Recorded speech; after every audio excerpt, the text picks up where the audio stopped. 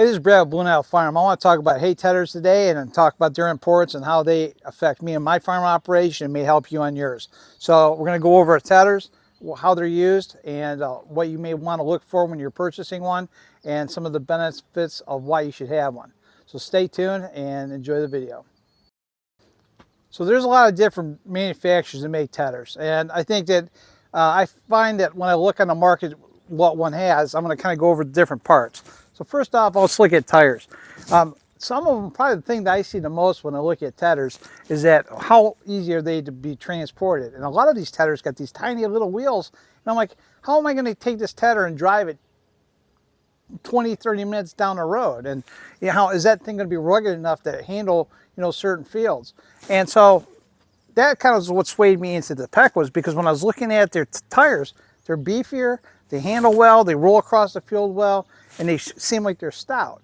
So I really like the Pecos for that, but I think that's one thing you have to take in consideration when you're buying a tedder, you know, and find out more. Are these things, how transportable are they on the road? Because my problem is that most of my fields are not close. I might have to drive 20 or 30 minutes down the road with a tedder, and I want to make sure that they're durable. So pay attention to something like that. You know, if your field is right behind your house, well, then maybe the tires aren't as big of a deal to you. But on the other hand, you got to think about down the road. If you're going to resell it, or maybe you're going to pick up other fields that may be farther away, you may have to go on the road. So just take that in consideration. That's number one.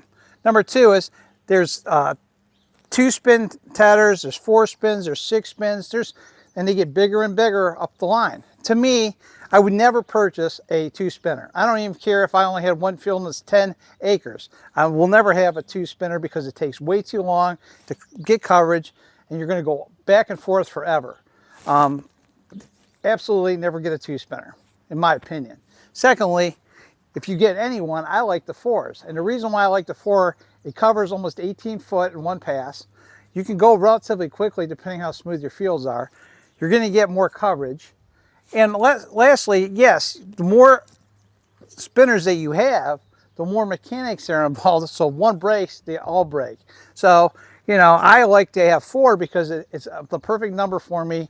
Maybe I would even consider a 6. But most of my fields are not that really large. So my fields are about 5 to 10 acres. So size is going to dictate, of your fields, is going to dictate the size you want here. But it's also speed. So I would consider a 6.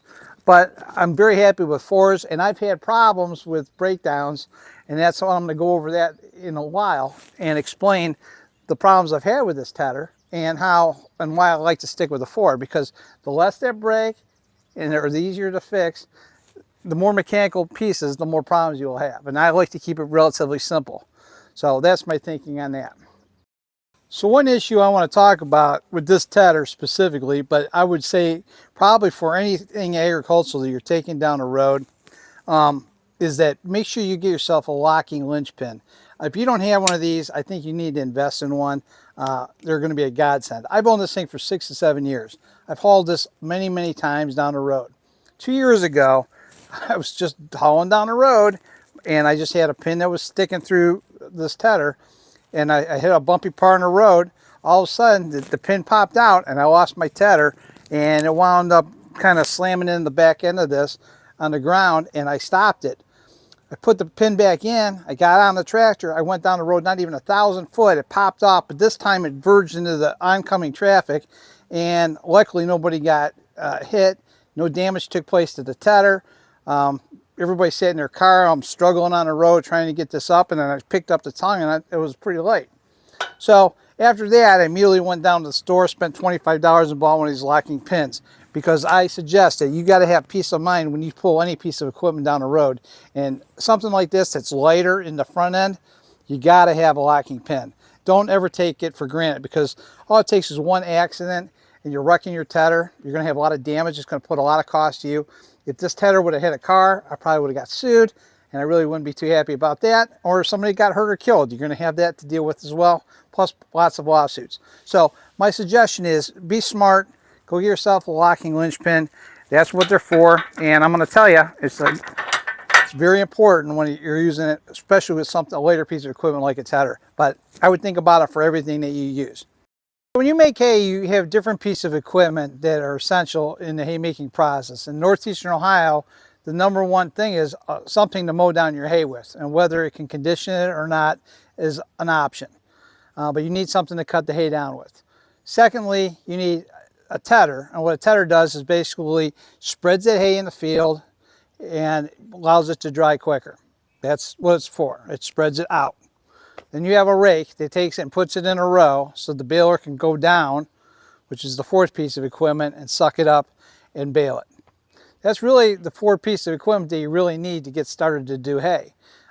In some parts of the country, it's my understanding that they don't even know what a tedder is and they don't use one. For me, in northeastern Ohio, it is probably one of the most important pieces of equipment, I think, because once the hay's down, the key is to get it to dry. And the only way to dry it is ted it. You can cut hay right now and go back, run to the barn, grab a tedder, run back out and spread that hay immediately and start it to dry. So there's a lot of options with this. Now, I make grass hay. I want to clarify that. So with grass hay, I can ted the field 20 times and it's not going to really affect the hay as much as somebody that's doing alfalfa or some other kind of legume that the leaf shatter is very important to them. So they may want to just use a tedder once or maybe not at all. Other people like me in my area, you know, I don't really grow alfalfa. So grass hay is what I make and a tedder is an essential component. So that's something I guess you want to have to break down in your consideration of what you're dealing with. But grass hay, tedders work beautifully, and it's very important to have it. Now, when do you use a tedder? Well, you can use it as soon as you cut, quick as you want. Right, like I said, you can go in right away. You can wait a day and go in and cut it. So the way I do it is I have a widespread kit on my Kubota disc mower. So it's already kind of spread on the ground. So I'll cut one day. I may let it sit all day the next day without tedding it. Then day 2 or 3, I'll go in and I'll ted it. On other days, sometimes I might want to go out and ted it right away. Now, we've had a really bad stretch of weather right now. It's like 90 degrees.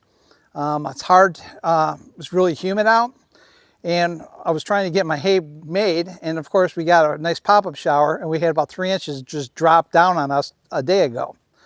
So I let the hay sit for another day and it's been on the ground for 3 days and I've only cut it. And today I'm going to go out and I'm going to try to ted it out. And I looked at it last night and it was kind of brown on top, but I definitely need to get it up and get some air into it. Now I cut my fields at 4 inches.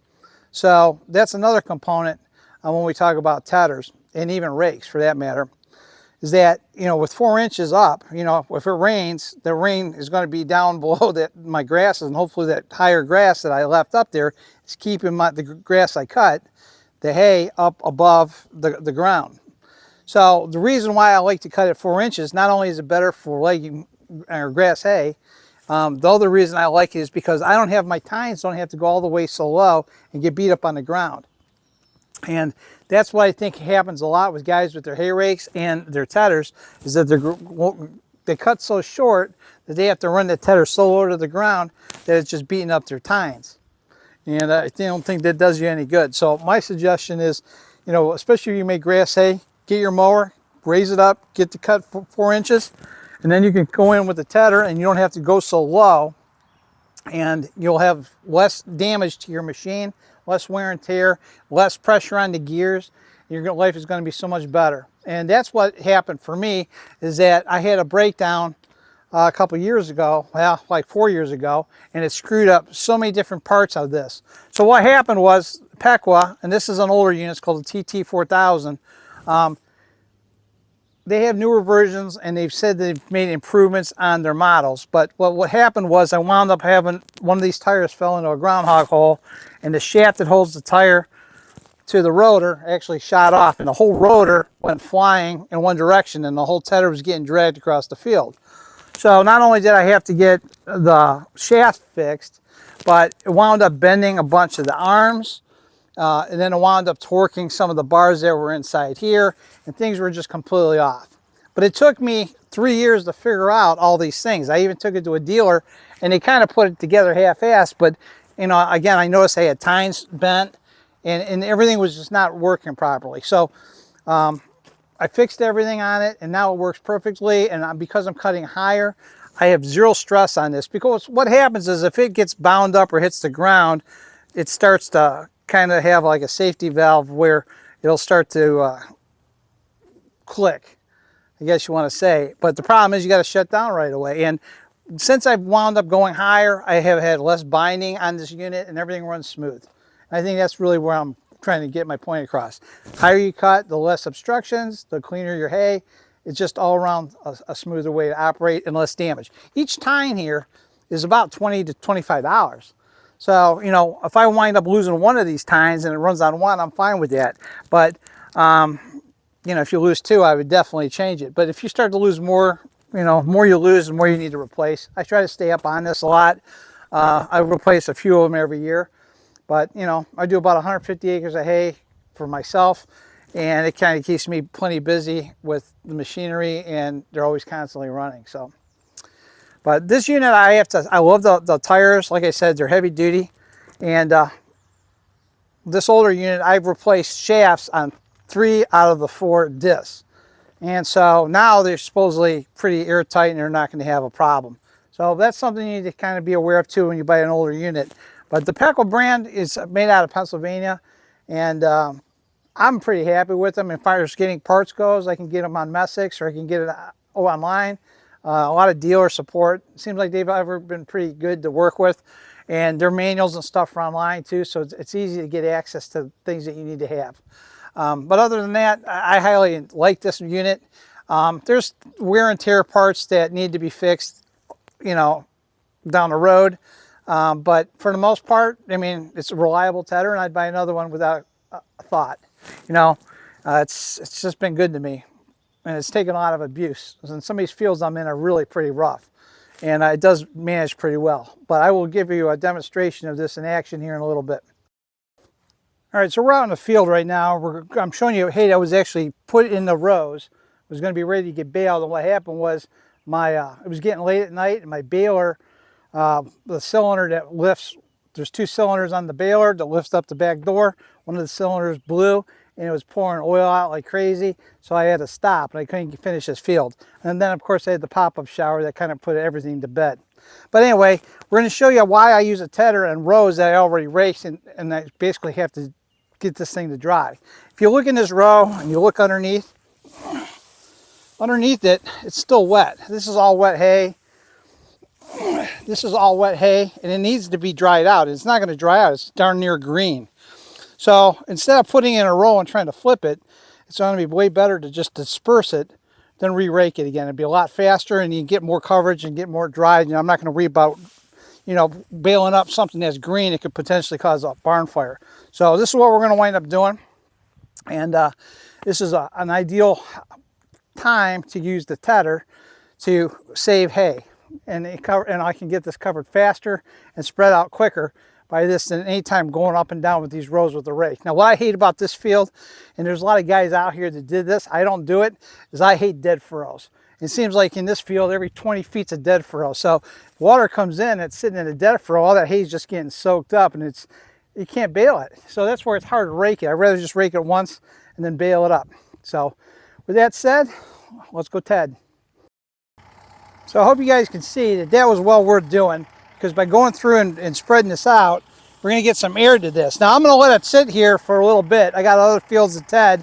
I'm going to come back through this field again, check it, and I'll probably Ted it again for sure. I want this field to dry out, but if you don't spread this like this, you're wasting your time. You could rake this thing 50,000 times, and you're always going to have a spot that's green.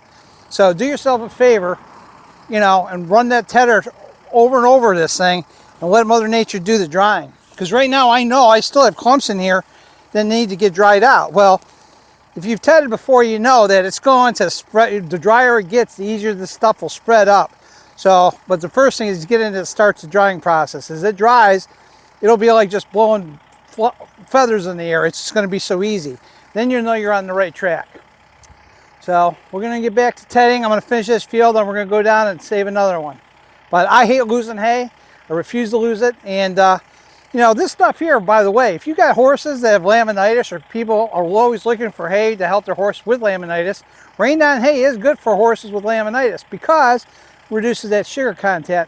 So it might be something to think about when you're marketing some of that rain down hay. It may work out for you. All right, so this time I moved to a different field. Now this field's a little different in that I had it tedded before. We got that big rain, and it just got rained on. I didn't get a chance to bale this because I had more down than I wanted to, and that pop-up shower killed me. And of course, like I said, the baler broke because of the cylinder blew a seal. So I'm trying to get this raked out or tedded out again, and hopefully it'll dry. But there are some wet spots in this field that I'm going to avoid, and I just want to make sure this field can at least dry. And maybe I can get this raked and baled today if I'm lucky, because it looks relatively dry and looks pretty good, but it's thin.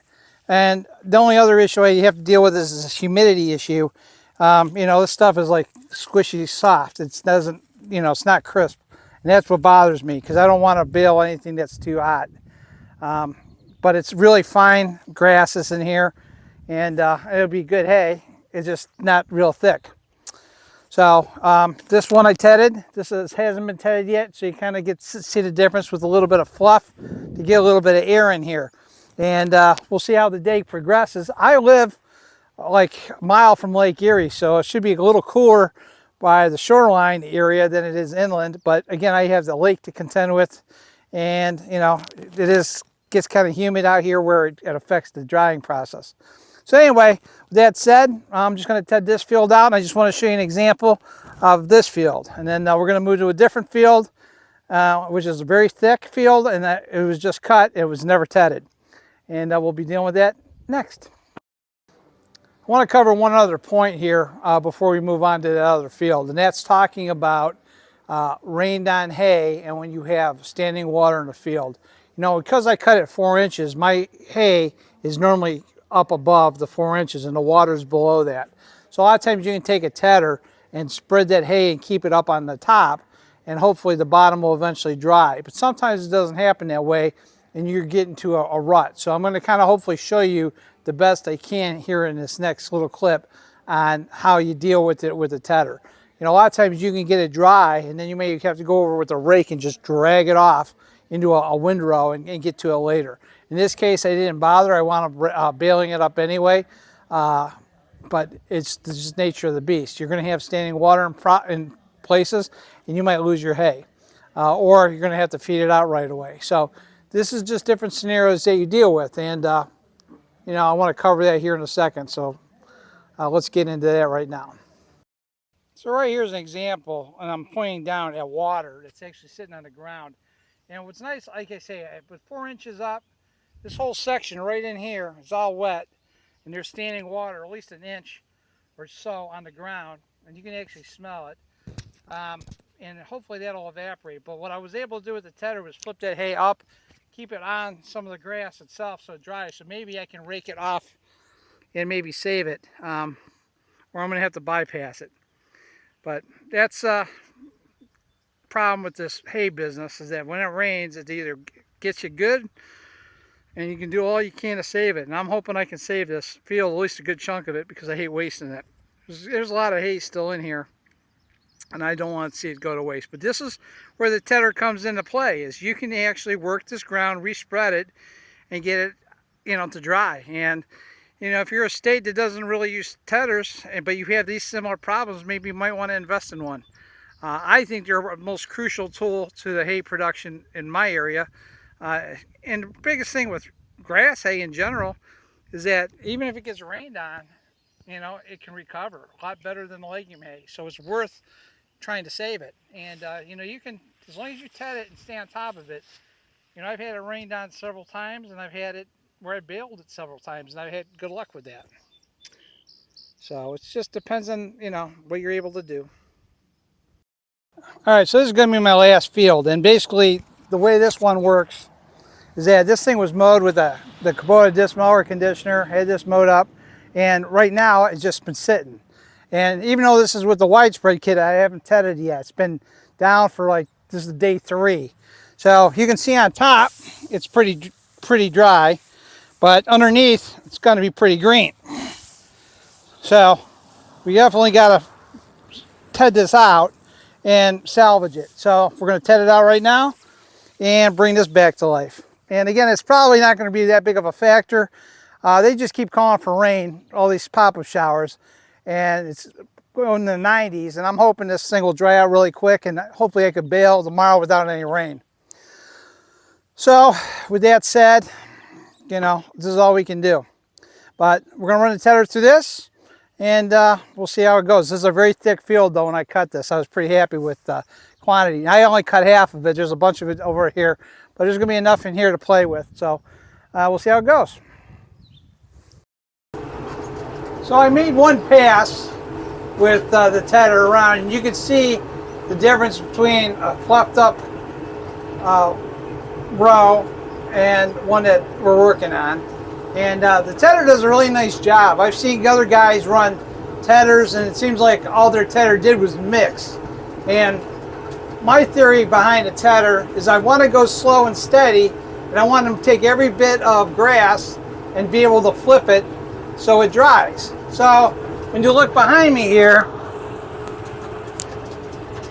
you can see it going through, and it's flipping basically every bit of grass.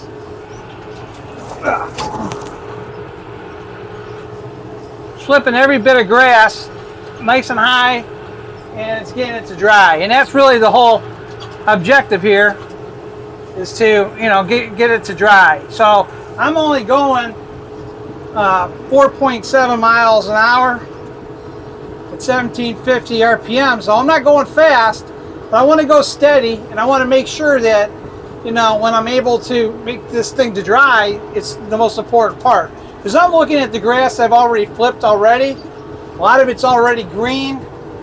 It's still green, and that's a good thing. But at the same token is, I think after today it's going to dry out really, really well. So, you know, my biggest problem is they kept calling for rain last night and never came. And it's like 20-30% every day. And it's like, you know, you just have to bite the bullet and give it a shot. So that's what I'm doing when I knock this thing out. But, you know, this is nice fluffed up hay, and I'm good with that. And it's up in the air, and it'll dry quick. But it is thick, you know, in this one section. And this other section is not so thick because I fertilized one side, and I used to do the whole field, and this guy bought it. And we're on the split terms. And he doesn't want to put any money in these fields, so that's going to be coming back to hurt him later down the road. But anyway, you know, this is one of those things where the tether really pays off, and I'm pretty happy with it and what it does. So, you know, the biggest problem that I've had is, you know, falling into groundhog holes, and that's caused the most damage. But tethers aren't that expensive, you know. It's $7,000 for like 4-spin, probably $8,000 new, and you can find them. You just got to make sure you shop around. If you go buy these little cheapy ones, you know, they may get you by, but I highly endorse a 4-spinner. You'll never catch me dead screwing around with this 2-spinner. If I had to do this whole field with the 2-spinner, you're going to be here twice as long for sure. So if it takes you 2 hours, you're going to be here for four hours or more just screwing around with it. I would rather be in and out with tedding and do other stuff. You know, ideally, you know, in this situation here, would I like a 6-spinner? Sure. But in reality, I'm good enough with the 4 because I know I'm covering ground, and I'm covering twice the speed that it took me to cut it. So I'm pretty comfortable with that. And like I said, if it breaks, I'd rather fix one that's smaller than a bigger one. You get more of your money back on a 4-spin. You know, the 2 spins, you know, it just, you just can't really justify it. It just takes too darn long. You know, and when you got to go over these fields once or twice, you know, do you have a whole day to spend tedding hay? I don't think so. You know, so that's just my opinion on it, and we'll go from there. But like I said, the unit's pretty solid. You know, a tether isn't really a complicated piece of equipment in the sense all it does is spin and spread hay. And like I say, as if it's thin, it'll spread, but it's definitely well more efficient, because I have neighbors that don't even own a tether, and they just rake, and I just don't understand why they think that they're going to dry their hay well enough. You know, it takes them longer, and it's not going to be as good. So, but anyway, that's an idea. This is a Pequa tether, TT4000 in action, and like I said, I'm pretty happy with this tether. And there's newer ones that are on the market, but again, shop around. But definitely look for those bigger tires. I'm telling you, that to me is the selling point more than anything else. And it has to be mobile where I can take it on the road. But you know, they're well worth the purchase. And like I say, I'm satisfied having one. I just find more and more uses and how important it is to dry hay. You know, it's such a critical piece of equipment. You can't go wrong. Okay, so now we're back out of the field that I tedded earlier this morning by 9 o'clock, 10 o'clock in the morning. This is the one that was actually in the rows from the rake that got rained on. So if you look at it now, it's a lot drier. The stuff that was wet dried out. And we can do a test to make sure this is dry enough to bale. A lot of guys probably know this. If you grab some the grass hay and you take it in your hand and you just twist like this, it comes apart really easy, like in 3 or 4 turns. It's ready to go. So this thing's dry. I'm going to re-rake it and bale it here. That's my priority. I'm going to go down to that other field that wound up we tedded, that was rained on, that was already tedded. We tedded it again. And I'm pretty positive I'm going to be baling that up. So those 2 fields we're going to do tonight. And I want to discuss the rake, but that's going to be it for another day. Because there's a lot. I have my own personal opinions on rakes too, and I have a couple different types of them. But we'll talk about rakes another day. But right now, Tedder did a great job as far as fluffing this up and getting it dry so we can bale today. So this is now a done deal, and hopefully we'll get made up in rows real quick, and then we'll be set to jet, and within an hour or 2 come back here and bale. Hey guys, thanks for watching a video on the Tedder. Hopefully you got some good insight as far as what to look for. Personally, like I said in recapping, I think a 4-spin Tedder is the way to go at least. They'll cover a lot of ground for you, and time is of the essence, especially when you're trying to do hay. And a 4-spin's as low as I would go, and I think it's an ideal tool. For mostly small to mid-level farmers like myself, I think that if you have a 4-spin, you can cover a lot of ground quickly, and again, you're going to be able to reduce your maintenance because you only have 4 spinners versus more. But I'm not opposed to 6 either. I mean, I think that that'll work good for you depending on your fields and what you're dealing with, and that has a lot to do with your selection in your hay equipment anyway. So anyway, with that said, thanks for watching. Hopefully you gained some insight, and I'll see you guys soon. Thank you for watching.